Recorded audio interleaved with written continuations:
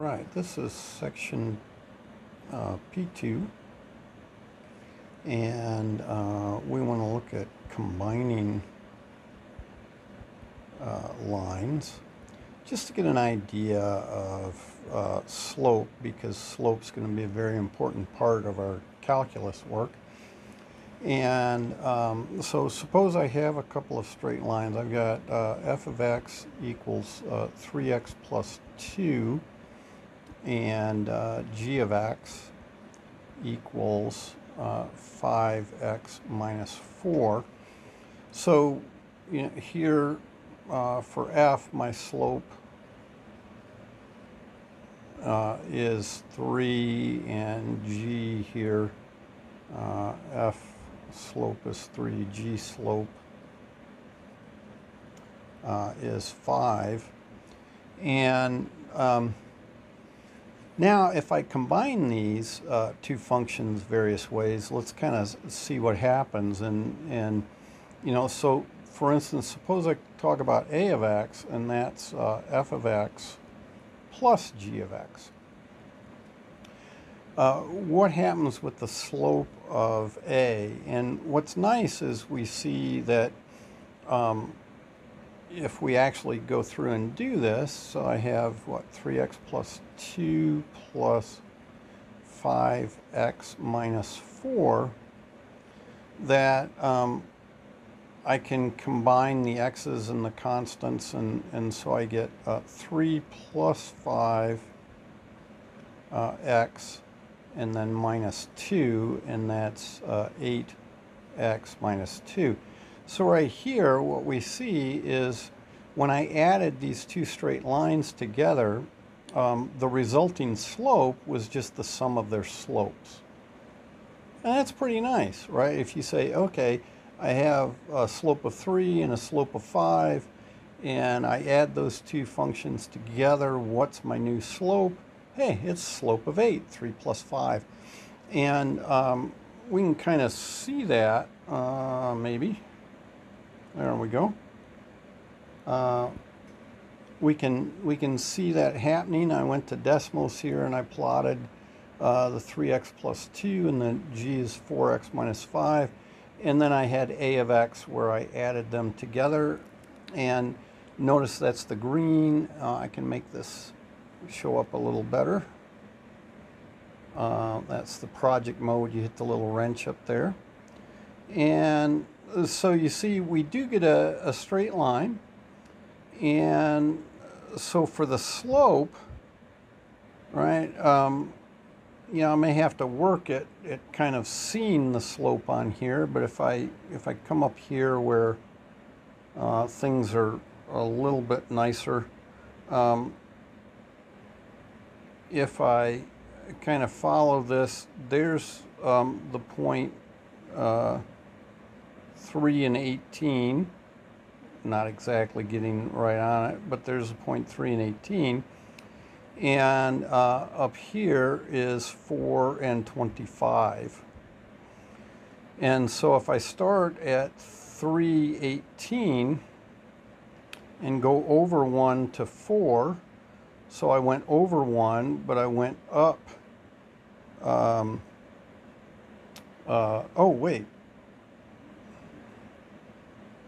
did I, let's go back here and look. I think I said one thing and did another, didn't I? I had 5x minus 4. Ah, yeah, okay. So, because I was getting a slope of 7, so that wasn't right. 5x minus 4. Okay, let me go back here and fix that. Okay, that's a 5, and that is a 4. Much better. Okay, so we come up in here, and we should get a slope of 8. So I'll try that again. Here I'm at 2 and 14. I go over 1, and to go over 1, I go from 14 up to 22. And so that is a slope of 8. Phew, that was a close one. Okay, so so there we see our slope of 8. Get rid of that. Notice I'm going to do a subtraction and a composition. So yeah, let's do a subtraction. So let's define S of x as f of x minus g of x. And so that's 3x plus 2 minus the whole quantity, 5x minus 4. And that gives me 3 minus 5x, and then plus 6. And so the slope I see is the difference of those two slopes. So, and of course the order matters, so I was subtracting g from f. So I had 3 minus 5 and got negative 2. And so again, if all I'm doing is I have these two lines and I subtract them, then the new slope is just the subtraction of the original slopes of the lines. And again, we can see that sort of thing. So this shows up in purple this time. And let's see. So I don't know if I should be able to get that without that thing showing up, right? Okay, there we go. So there's my purple line, and oops. And again, I can, I guess just hitting it like that, I can try to figure out that slope. And so there's a nice point. That's 0, 6. And if I go over to the right 1 from there, so I come over here and I come down here near 1, it's going to be hard to see that, so let's start up here. You know, if I'm at around negative 1, 8, you see, then as I move 1 to the right, I come down 2. So I drop down 2, that's a negative 2 over 1 and a slope of negative 2. Okay, so again, it works out, you know, the way we would hope and so forth, but the new slope is just the difference of the original slopes. And then finally, I'm going to do well, finally I say, as far as graphing, I'm going to do a composition where I take f of g of x. And so a composition, that's 3 times whatever I put into f, and then plus 2. Now what did I put in? 5x minus 4. And so what we see is I get 3 times 5x, and then a minus 12 plus 2, so minus 10. So my slope is 15. And in this case, when we compose the two functions, the two straight lines, we ended up getting for a slope the product of their two slopes. So that's interesting, right? I composed them and I got a product of their two slopes. And so let's check that on Desmos.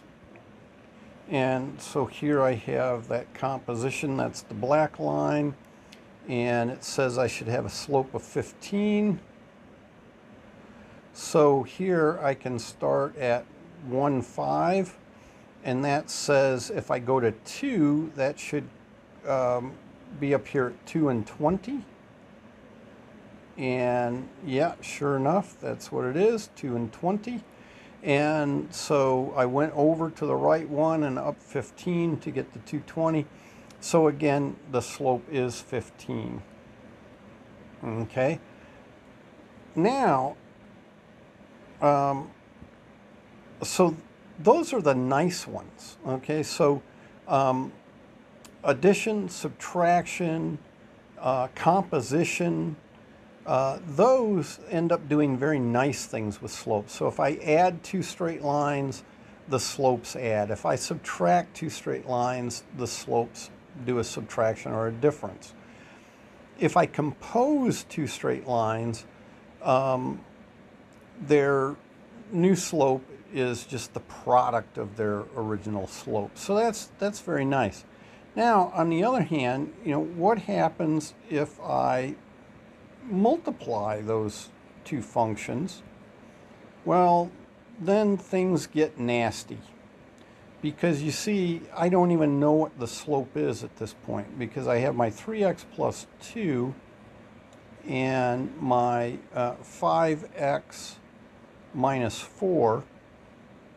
And when I multiply those, I get my 15x squared plus, I get a 10x, I get a negative 12x, and I get a minus 8.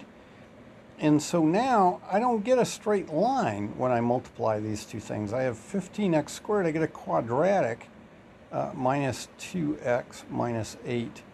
And so unfortunately, I don't know what the slope is. We will know soon, but I don't know what the slope is of this function.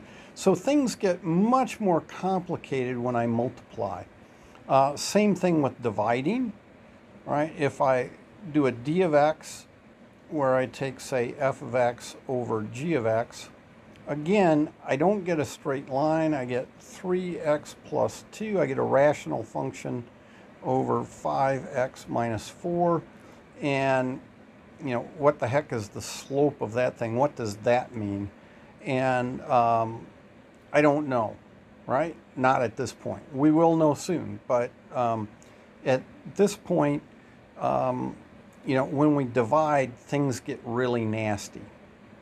So again, with derivative, well, what we're going to see with derivatives, which are slopes of straight lines, then if we need to add things, if we want to add functions to look at their derivative, it turns out that's really nice. If we want to subtract, that's really nice. If we need to compose them, actually that's pretty nice. The hard part is that you generally, as students in a Calculus 1 class, are not used to working with composition. Once you're really used to working with composition, yep, those looking at slopes, derivatives of composed functions, very nice. Multiplication and division, however, those are a bit nastier.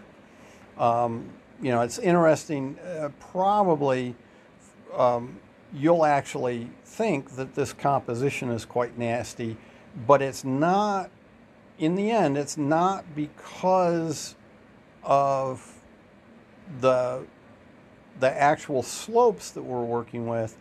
It's because you're not used to the algebra, okay? You're not used to looking at the composition of functions. So that's something you'll want to work on, okay?